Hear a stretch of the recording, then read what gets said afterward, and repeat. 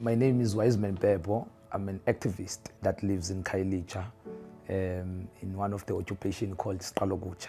I'm an activist, a social change initiator. I've been involved in struggle for the upgrade of informal settlement for a very long time.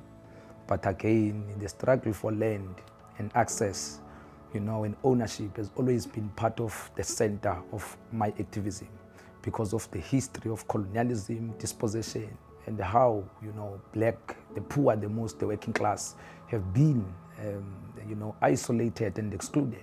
I feel that I cannot just sit down and fold arms when injustices happen to other humans. So hence I felt it is important to participate in the process of changing society.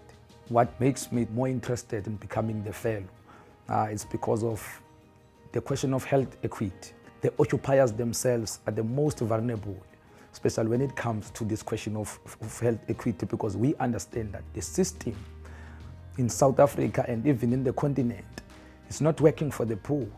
And right now, we need to have ways of advocating for the poor to benefit. And therefore, the question of health is urgent. And it's so important for the people who are poor, who can afford to access those institutions of health.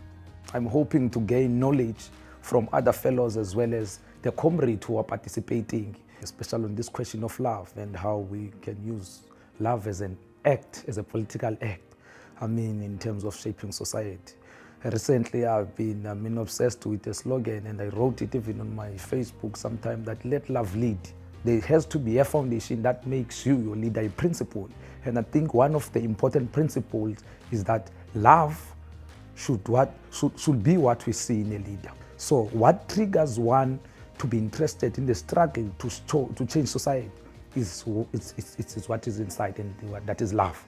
That session was very powerful, and I was very grateful for that session because each and everyone's contribution inspired.